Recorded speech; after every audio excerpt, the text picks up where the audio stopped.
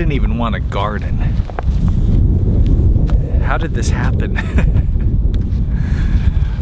We're going to talk about that in today's video. If you want a homestead and your significant other, your parents, whoever's in your life doesn't want to, what's the right way to convince them and actually get them involved? Today's episode of Ask Homesteady. How in the world did Kendra convince me to do this? Part B, how can you convince someone else to let you start homesteading?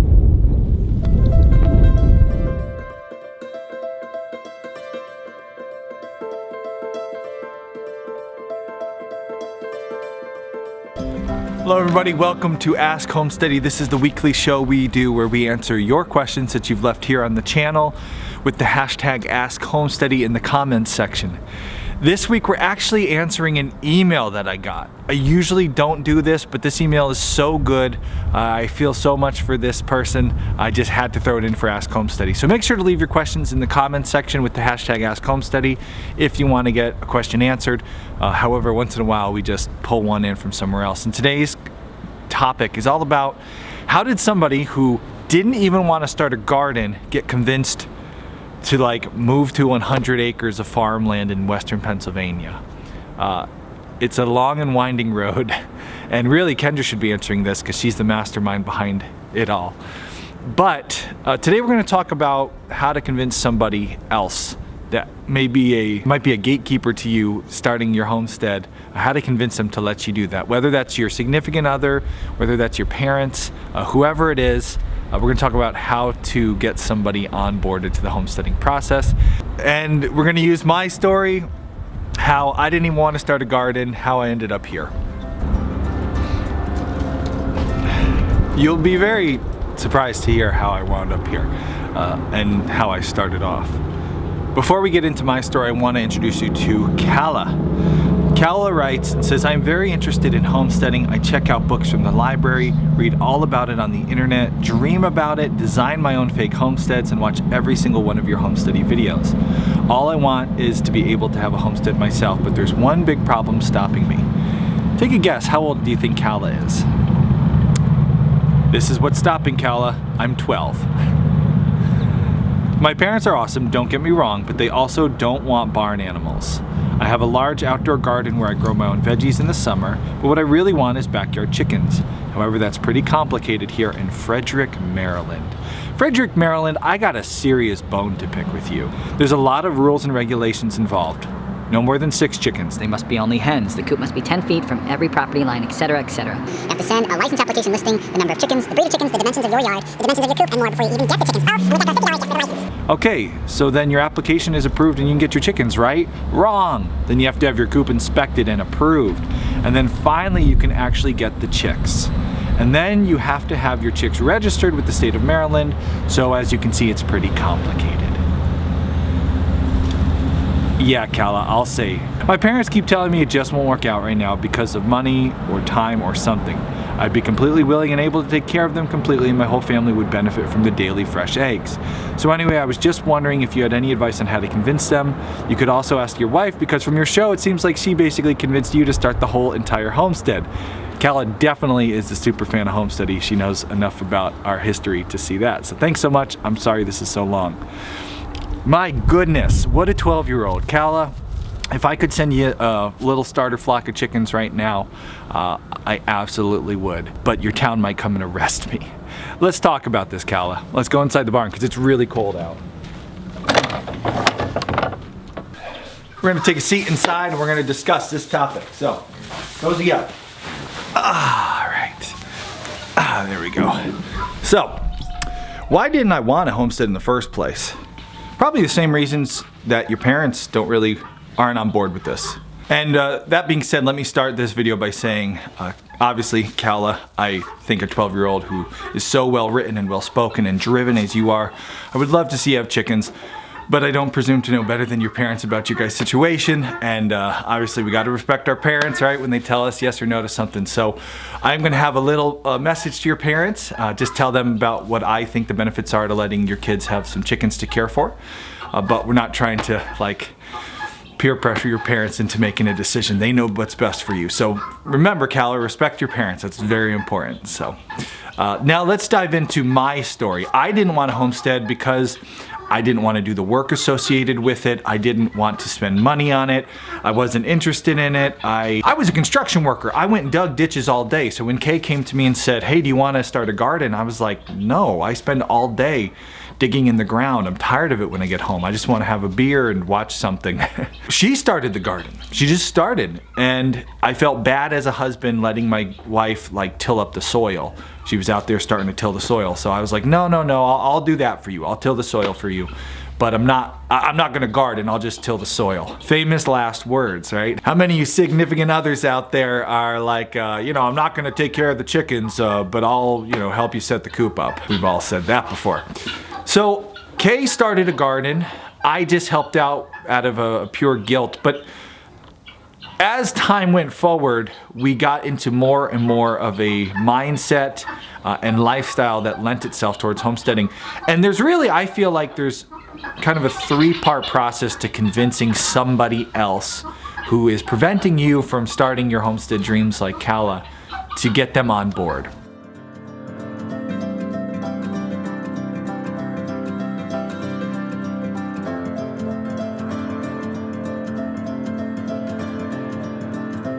So the first thing that I think is a big key to convincing somebody to do this lifestyle is to give them as much exposure, expose them to this as much as possible. Because someone who's never been around animals like me, they have zero concept of what the work associated with it is like, the cost, what the animals themselves are like, and there's a lot of fear in what we don't know.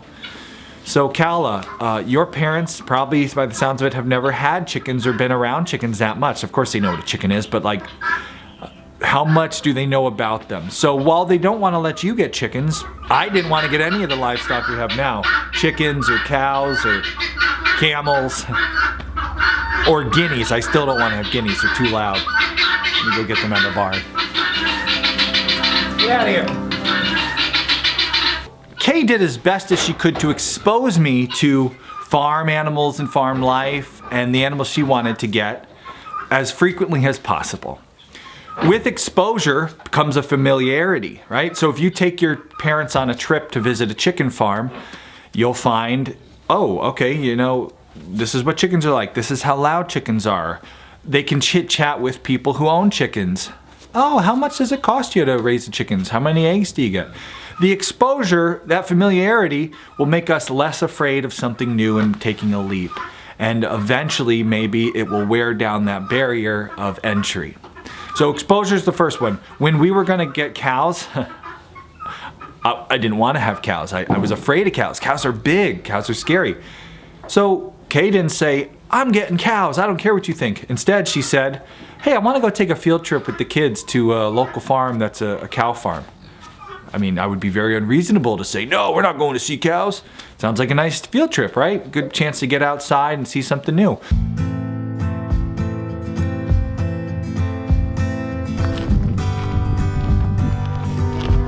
Yeah. So we went and we saw the cows. We saw how they were milked. And boy, I fell in love with them. And at that point, it was a lot easier to convince me to get one of our own, because I just saw, yeah, cows are big, but these cows, these dairy cows, are gentle and they're friendly and boy, they're so sweet and that milk is so good. So increase your parents' exposure, whether that's through watching documentaries, going and visiting farms, friends who have chickens. Obviously right now with pandemic, things are hard to do field trips, but there still may be some chances for you to increase exposure. Certainly digitally, find something, a documentary, The Secret Life of Chickens. Get them to watch it with you. Just increase their exposure. And along with that comes the second point, education. Right, so as we expose someone to something, we want to also make sure we're educating them. So learning the facts behind how much it's going to cost, how much you'll save on, eggs. Spoiler alert, I don't think you're going to save any money, but don't tell your parents.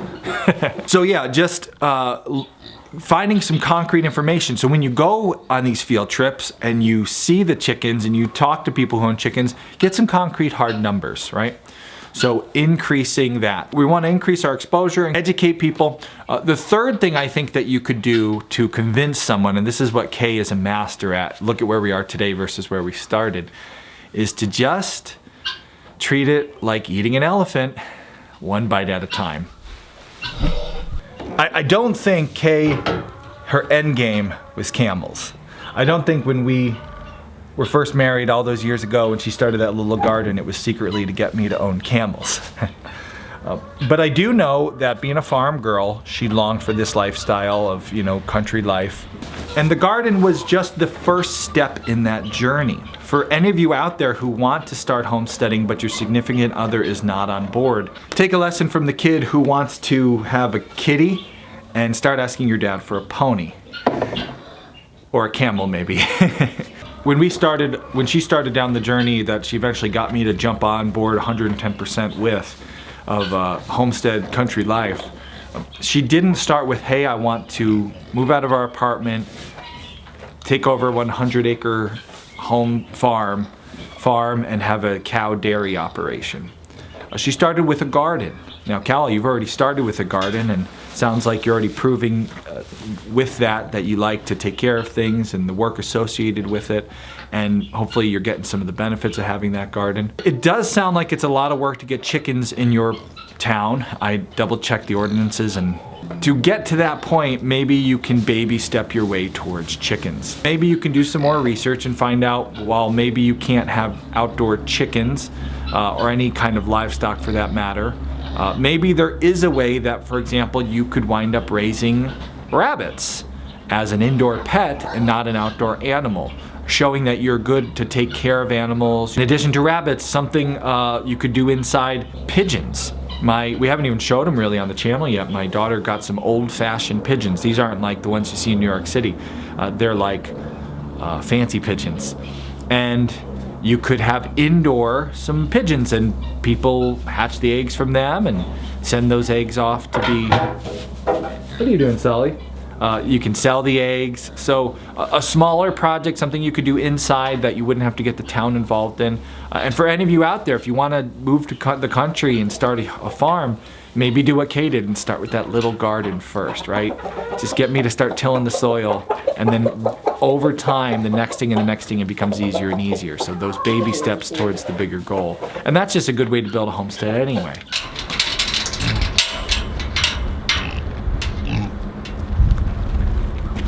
Now let's take a lesson from the pigs here in how to convince somebody to start a homestead. There's a saying amongst pig farmers, you can't push a pig.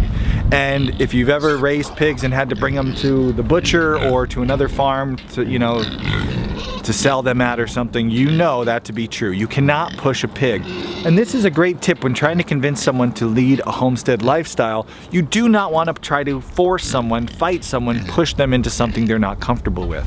When you start pushing on a pig, they dig those little sharp little hoofs. What do you call pig's feet? Not hoofs. They dig those big piggy toes into the ground, and they don't want to budge at all, and you just can't do it. You can't push a pig. However, you can lead them with the benefits. So again, the more you educate, expose someone to this lifestyle, show them how nice it is, show them how it's not scary and these animals aren't going to hurt you, and you know, it's not too expensive. The more they see the bucket of feed in front of them, the more they're willing to go. The more you try to push and fight with them, the harder it's gonna be. So don't forget that. Don't try to push a pig. And I'm not calling your significant others, your parents, your loved ones pigs. Just, it's an easy way to remember this. You can't push a pig. So Cal, that's kind of the things for you to remember. First off, remember, just try to expose your parents and any of you watching who want to convince somebody else. Try as much as possible with field trips, documentaries, vlogs on YouTube, whatever way you can expose someone to this lifestyle. The more they see it, the more it becomes normal, the less afraid they'll be to make that step. Educate. Get good and hard numbers. Looks like you've already done your research in what it's going to take to get the chickens where you live, and it is really crazy what that's going to take. And then baby steps, right? So if you can't start with a big flock of chickens, maybe start with some kind of pet indoors, just to show, hey, I can take care of an animal. I can actually even turn an animal into something profitable. Look into something like old-fashioned pigeons. Raise a couple pigeons inside in your pigeon crate, and then get them to lay some eggs, and then sell those eggs on the internet to get the money back. And that's how you could earn enough money to actually pay for your chickens. So work your way up. And if it's not, you know, pigeons, maybe it's fish. And I know fish are different than chickens, but you get the idea. Find something alive that you can bring inside if it's hard to do it outside where you live, just to prove what you can do. Again, if your parents are okay with you bringing animals into the house. For them, that might be worse. Not everybody wants animals in their home. Don't fight. Don't try to push a pig. Instead, lead with feed. Make sure everybody involved, whoever you're trying to convince, sees the benefits and actually wants to take the step forward. Because ultimately, if you like force this and fight for this and get someone to finally just give in, and this isn't just Cal I'm talking to, any of you out there who have a significant other who doesn't want to do it, if you fight and fight and fight for it and they finally just give in, it's not going to be a healthy environment. You want them to be involved, or at least happy about the step. You don't want them to be angry about it. Homesteads are hard work and things go wrong, and whoever's around you may need to help you at some point. You don't want them doing that begrudgingly.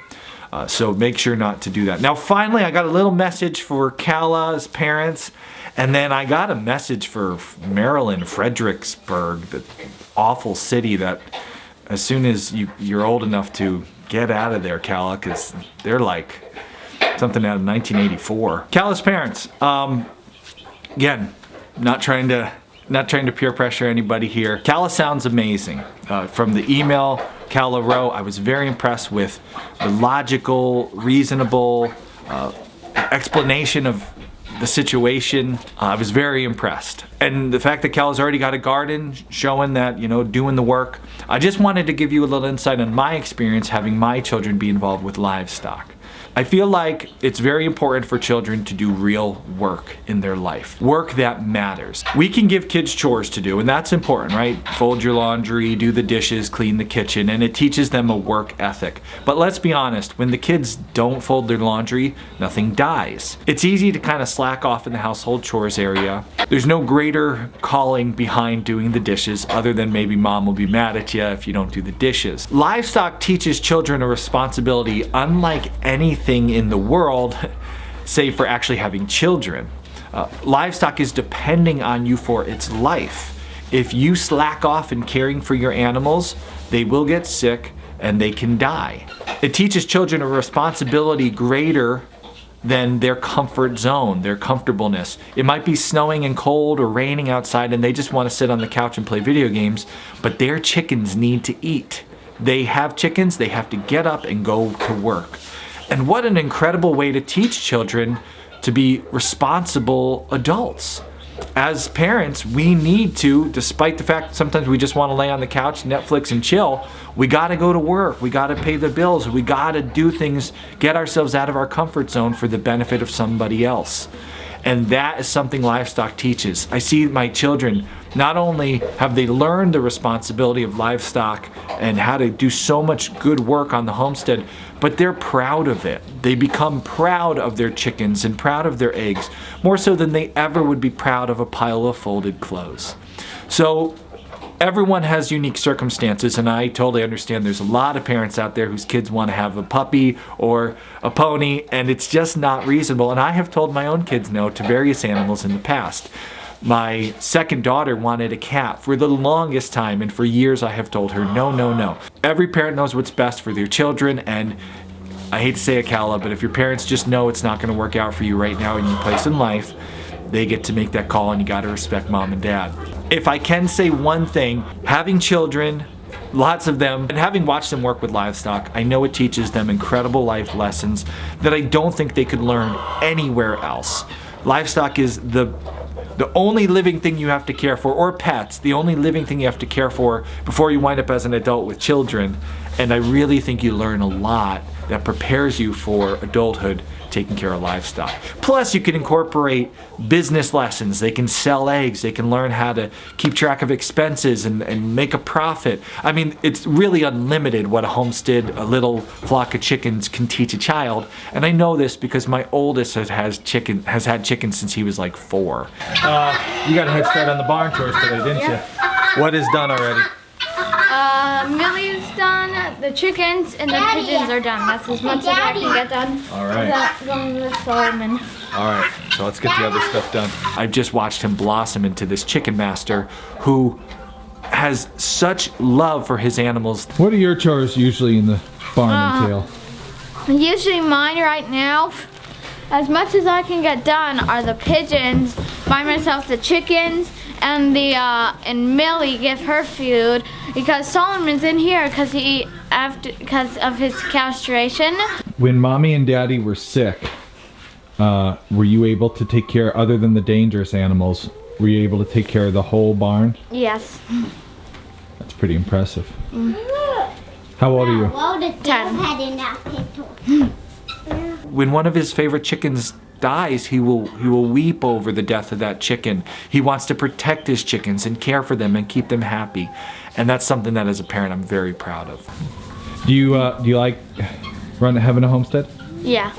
Just wanted to throw that out there. Now, my final words to the city of Fredericksburg, Maryland. Is it Fredericksburg?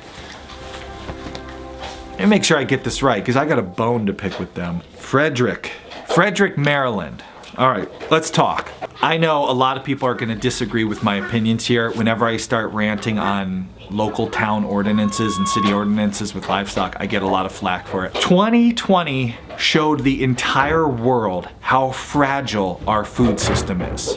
How fragile so many of our systems are.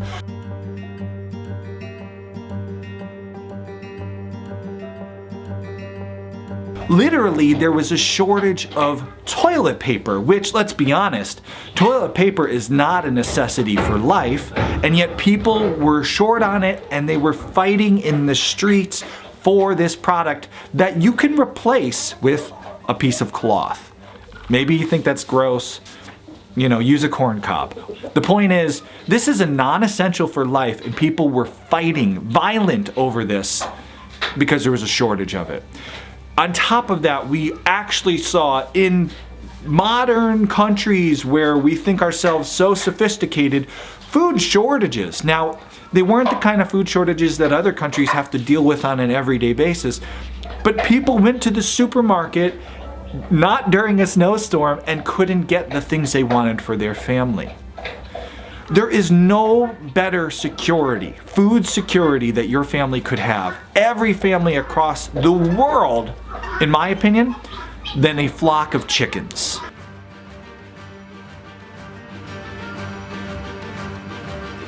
A flock of chickens gives you meat potential, it gives you egg potential, and it can self-replicate quickly, and you could be exploded in meat and eggs if you were to let it go and grow.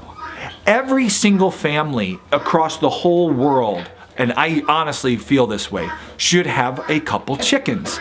Because when times get tough, like 2020, when we had this pandemic and things got crazy and there were lockdowns and the food system got disrupted, if you had a flock of chickens, let's say you just had like 4 or 5 chickens and a rooster, you go, you know what? Let's let a couple of our hens actually sit on the eggs. The rooster fertilizes them.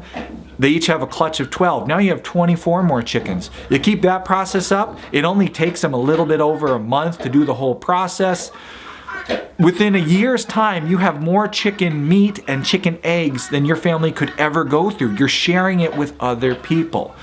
You do not have a food shortage. Now, perhaps there's a time to get from your 4 chickens to where you don't have to worry about food. There is a time there. Hopefully you have some food stored up. Hopefully you can span that bridge. But now you have a group of chickens. They can take your table scraps and turn them into eggs. They can turn them into meat, and they can self-replicate. And if one rooster dies, trust me, You hatch those eggs out, there'll be 6 more there that you can use. They're so self-sufficient, they're so sustainable, and every family could eat eggs and chicken meat. It would get boring, but trust me, when you're facing a food shortage, you really don't care about food being boring, you just care about your family eating. Every single person who wants to own chickens should have the right to own chickens. I get it.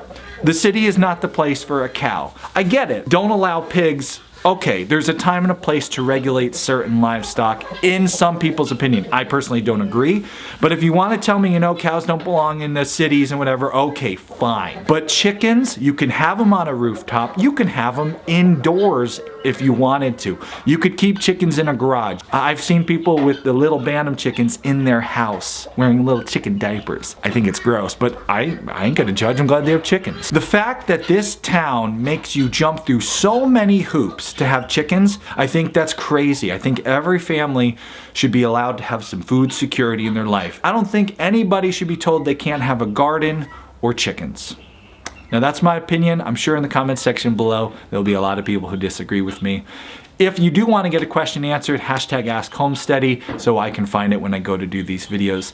And Kala, all I can say is over time, eventually you'll be old enough where if you couldn't have them at home, you will be able to move and find a place where you can have chickens. Make sure not to live in a city like Frederick, Maryland, where they want to limit your ability to feed yourselves in the world where we still have food shortages all over the world. So find a place to go, set up shop, and honestly, if you get the thumbs up to get your chickens and you get the thumbs up to get your coop, I would be the first person to sponsor your GoFundMe page. Let's get Cal a flock of chickens. That is if the local officials deem you worthy to have them. So Cal, I really hope this works out for you. I really hope you get some chickens. But if you don't in the short term, don't forget, as time goes forward, you will have more ability. And the next best thing, find some local farms who are looking for a farm helper, offer your services, get some skills, get your learn how to take care of the stuff before you have your own. That's a really good way to do it. And I actually talk about this in my free course, Start Homesteading Today. If you click there, you'll get the free Start Homesteading Today course. I know there's a lot of you out there in Cala's shoes who can't yet start your homestead, but you really want to. We have a free course called the Start Homesteading Today course. The first video lesson is all about things you could do right now that will make you feel like you're homesteading. You'll be learning skills, you're getting that education you need to do better when you finally get your homestead, and you'll enjoy it because you'll be around livestock. So click here to take that free course. You'll join my email list and I'll send you an invitation to take the course.